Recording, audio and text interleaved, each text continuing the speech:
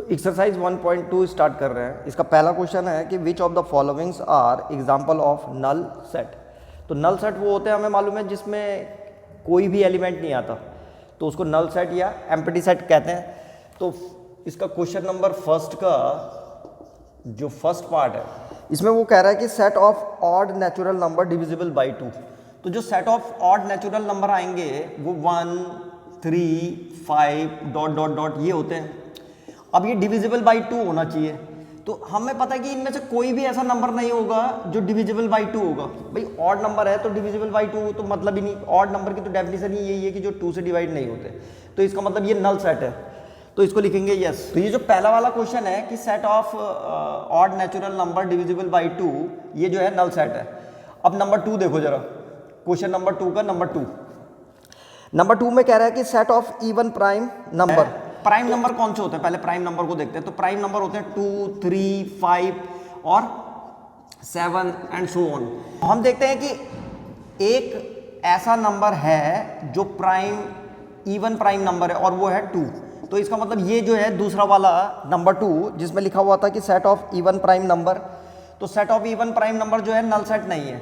ठीक है, ये कैसा सेट है, इसको बोलते हैं सिंगलटन सेट, जिसमें एक एलिमेंट आता है, तो ये नल सेट नहीं है। तो इसका जो थर्ड पार्ट है उसमें लिखा हुआ है कि x और implies that x is a natural number. और x कैसा है, x जो है लेस देन 5 होना चाहिए और ग्रेटर देन 7 होना चाहिए। तो ऐसा कोई भी नेचुरल नंबर जो 5 से छोटा हो और 7 से बड़ा हो पॉसिबल ही नहीं है ये। तो इसका मतलब ये क्या है, नल सेट है ये। तो ये लिख देंगे हम कि ये जो है नल सेट है, 5 है ये। तो थर्ड वाला भी जो है नल सेट है। अगला जो क्वेश्चन है, क्वेश्चन नंबर 4, इसमें लिखा हुआ है इसने कि y implies that y is the point common to any 2 parallel lines. अगर 2 पैरेलल लाइनें हैं ऐसे करके, तो हमें मालूम है कि जो पैरेलल लाइनें होती हैं वो कहीं पे भी एक दूसरे को इंटरसेक्ट नहीं करती। तो कॉमन पॉइंट का तो मतलब ही नहीं। भाई कॉमन पॉइंट कब होगा, कॉमन पॉइंट तब होता है जब 2 लाइनें एक दूसरे को इंटरसेक्ट करती हैं, तब कॉमन पॉइंट आएगा। तो वो कह रहा है कि पैरेलल लाइनों में जो है कॉमन पॉइंट है एक उसका सेट, तो नल सेट है ये। तो इसका मतलब क्वेश्चन नंबर 2 इसमें बताने की फाइनाइट सेट कौन से हैं और इन्फिनिट सेट कौन से हैं। तो हमें पता है फाइनाइट सेट वो होते हैं जिनके एलिमेंटों को गिना जा सकता है, और इन्फिनिट सेट वो होते हैं जिनके एलिमेंटों को नहीं गिना जा सकता। तो इसका जो पहला क्वेश्चन है वो है कि the set of month of a year.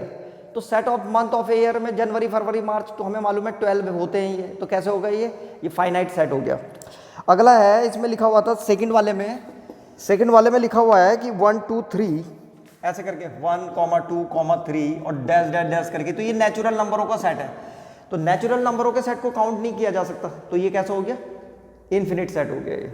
उसके बाद अगला क्वेश्चन है जो थर्ड वाले में लिखा हुआ है 1, 2, 3 और यहाँ पे dot dot dash dash dash करके 99 और 100 लिखा हुआ है ऐसे करके।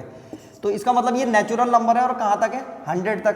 तो 100 नेचुरल नंबर है, इसका मतलब ये तो कैसा है, ये फाइनाइट सेट है, काउंटेबल है ना ये, फाइनाइट सेट हो गया। उसके बाद नेक्स्ट है कि the set of the positive integers greater than 100। तो ग्रेटर देन 100 से बड़े जितने भी पॉजिटिव इंटीजर्स हैं उनका सेट, तो उनको जो है वो काउंटलेस होंगे, क्योंकि 100 से लेकर के इन्फिनिटी तक जाएगा वो, तो वो काउंटलेस होंगे। और कैसा होगा ये हो जाएगा हमारे पास इन्फिनिट सेट। उसके बाद अगला था जो नेक्स्ट, उसमें लिखा हुआ है कि the set of prime number less than 99।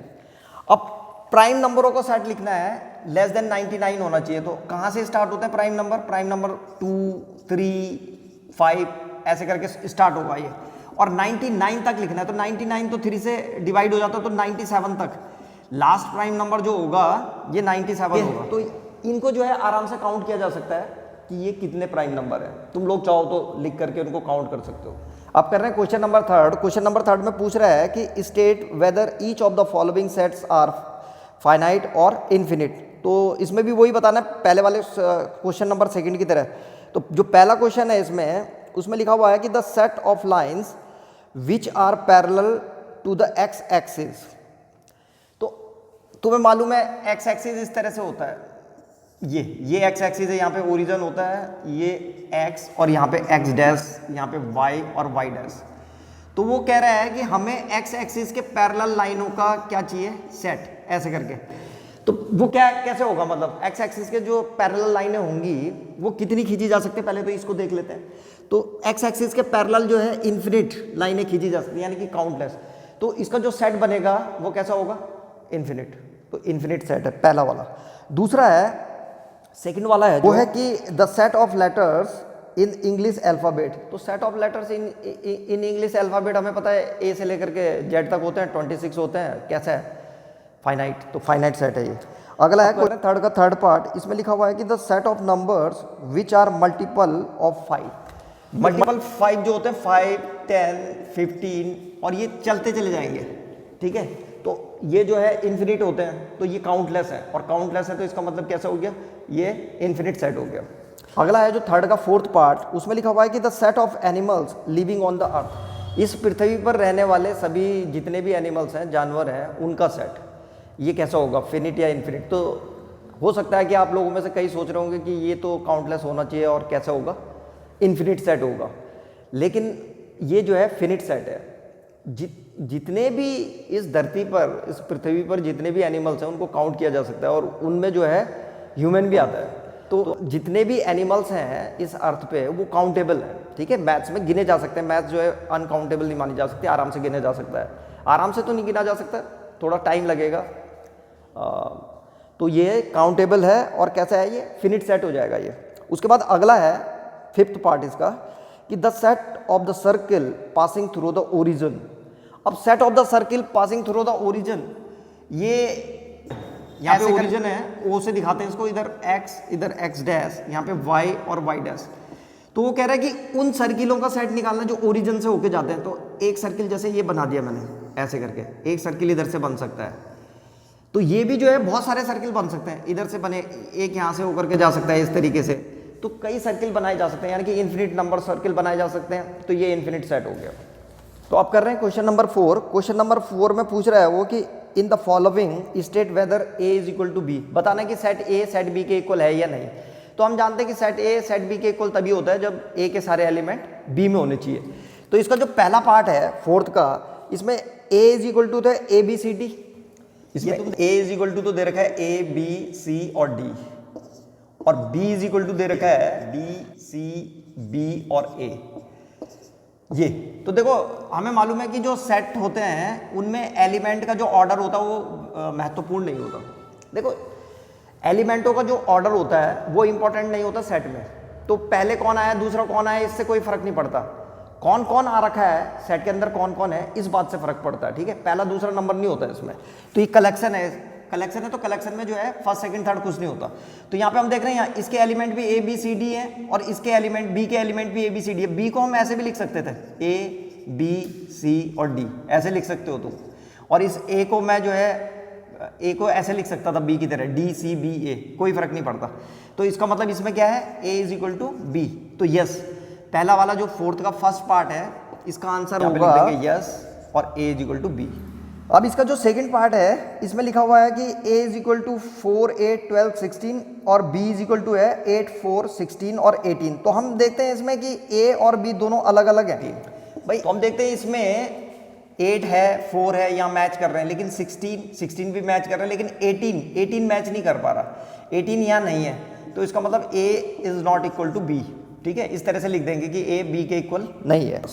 तो अब है थर्ड पार्ट में इसने दे रखा है कि a इज इक्वल टू 2, 4, 6, 8, 10 और b इज इक्वल टू है x, और implies that x is the positive even integer less than 10। अगर b को हम टेबुलर फॉर्म में लिखें, ये रोस्टर फॉर्म में लिखा हुआ है, अगर हम इसको टेबुलर फॉर्म में लिख दें तो ये भी यही आ जाएगा 2, 4, 6, 8 और 10। ये b जो सेट था यहाँ पे, ये बी सेट जो है किस में लिखा हुआ है, सेट बिल्डर फॉर्म में लिखा हुआ है। तो अगर हम इसको टेबुलर फॉर्म में कन्वर्ट करें तो ऐसे ही आ जाएगा 2, 4, 6, 8, 10। तो हम देखते हैं बिल्कुल इक्वल है, तो यहाँ मतलब सेट ए जो है सेट बी के इक्वल है। तो ये था थर्ड। अब फोर्थ वाले को देखते हैं। देखो फोर्थ में ए इज इक्वल टू जो है वो कह रहा है कि मल्टीपल ऑफ 10 है। तो मल्टीपल ऑफ 10 का मतलब क्या हो गया, 10, 20, 30। अब इसने ये मल्टीपल ऑफ 10 लिख दिया मैंने। और सेट बी क्या है, सेट बी भी 15, 20, 25, 30 ऐसे करके। तो हम देखते हैं यहाँ पे साफ साफ पता चल रहा है कि a जो है नहीं है किसके, b के इक्वल। तो ऐसे करके लिख देंगे इसको, a is not equal to b। अब कर रहे हैं क्वेश्चन नंबर 5। क्वेश्चन नंबर 5 में है कि are the following pairs of set equal give reason. हमें बताना है कि क्या ये सेट इक्वल है और इस बार उसका रीजन भी बताना है, रीजन क्या है। तो सबसे पहले फिफ्थ के फर्स्ट पार्ट में ए इज इक्वल टू दे रखा है 2 और 3, ए इज इक्वल टू तो 2,3 है, और बी इज इक्वल टू जो है इसने लिखा हुआ है कि x, और x is solution of x square plus 5x plus 6। तो अगर हम x square plus 5x plus 6 का सॉल्यूशन निकालें, इसको 0 ले लो और इसका सॉल्यूशन निकालो, तो 6 के ऐसे फैक्टर करने हैं जो प्लस करके 5 आए, तो कितना हो जाएगा ये एक्स स्क्वायर, 3 2 जा 6, तो इसको लिख दिया मैंने 3x और प्लस 2x, ऐसे स्प्लिटिंग मिडिल टर्म्स है, और यहाँ पे 6 इज इक्वल टू 0। इन दोनों में अगर हम देखें तो x कॉमन है, x बाहर ले लो, x प्लस 3, और यहाँ पे प्लस 2 बाहर ले लेना है, और x प्लस 3 आ गया यहाँ पे, ठीक है, इज इक्वल टू 0। अब ये x प्लस 3 और कितना आ गया x plus 2 is equal to 0, तो इम्प्लाइज दैट x की दो वैल्यू आ रही है -3 and x is equal to -2। तो इसका मतलब ये है कि ये सॉल्यूशन नहीं है इसके, इसका जो सेट आएगा b इज इक्वल टू आ रहा है हमारे पास -2 और -3, -2, -3, तो a is not equal to b। और वो कह रहा था रीजन लिखो, तो रीजन ये लिख दिया मैंने, ये इसका सॉल्यूशन है ही नहीं, तो हमने तो पूरा सॉल्व कर दिया इसको, ठीक है। अब क्वेश्चन नंबर 5 का जो सेकंड पार्ट है उसमें लिखा हुआ है उसने कि x implies that x is the letter of the word FOLLOW, FOLLOW, ये फॉलो लिखा हुआ है इसमें। वो कह रहा है a जो है वो जो लेटर है इस वर्ड में उनका सेट है, तो a इज इक्वल टू यहाँ पे क्या क्या आएगा, एक तो f आ जाएगा, o आएगा, l आएगा, और क्या आएगा FOL और W आ जाएगा। तुम लोगों को बता रखा है कि जो रिपीट होते हैं उनको नहीं लिखते दो, जैसे यहाँ पे 2 L है और 2 O है, तो एक ही बार लिखेंगे, एक ही O लिखा हुआ है और एक ही L लिखा हुआ है, ठीक है। तो ये तो B है, ये सेट है WOLF का, तो इसके लेटर का सेट है B, तो B इज इक्वल टू आ जाएगा हमारे पास W, O, L और F। तो हम देखते हैं यहाँ पे कि A और B जो है आपस में मैच कर रहे हैं, यहाँ पे कॉमा लगा देना चाहिए है। तो यहाँ पे F, ये F है तो यहाँ पे F आ रखा है, ये O है तो यहाँ पे O आ रखा है, ये L है तो यहाँ पे L आ रखा है, ये W है तो यहाँ पे W आ रखा है। तो इसका मतलब क्या हो गया, इन दोनों से हम बोल सकते हैं कि A is equal to B, और रीजन इसका ये है, हमने सॉल्व कर रखा है ये। तो सेट A और सेट B दोनों इक्वल हैं आपस में। तो आप कर रहे हैं क्वेश्चन नंबर 6। क्वेश्चन नंबर 6 में है कि from the set given below select the equal set. तो इसमें तुम देख रहे होंगे ये मैंने लिखे हुए हैं, इसमें ABCDEFGH ये जो है कुछ सेट दे रखे हैं, इसमें हमें बताना कि कौन कौन से इक्वल है। तो अगर हम इनको ध्यान से देखें तो इसमें एक तो E जो है G के इक्वल आ रखा है, क्योंकि E के जो एलिमेंट हैं वो है -1 और 1, और G के भी जो एलिमेंट है वो भी जो है 1 -1 है, तो ये एक तो ये इक्वल है, E G के इक्वल है, और एक B जो है वो D के इक्वल है, B जो है 1 2 3 4 है, और D जो है वो 3 1 4 2 है। तो इसमें दो ही सेट इक्वल है, एक E is equal to Z और दूसरा जो है B is equal to D, इनके आपस में जो है एलिमेंट मैच करते हैं। तो ये एक्सरसाइज 1.2 थी, बहुत ही आसान एक्सरसाइज थी, इसलिए जितना जल्दी हो सके मैंने इसको सॉल्व करवा दिया। अगर इस एक्सरसाइज में किसी को कोई प्रॉब्लम होती है या किसी को कोई चीज़ समझ में नहीं आई है तो आप लोग कमेंट्स बॉक्स में अपना क्वेश्चन पूछ सकते हो, हम पूरी कोशिश करेंगे आप लोगों की हेल्प करने की। धन्यवाद, थैंक यू वेरी मच।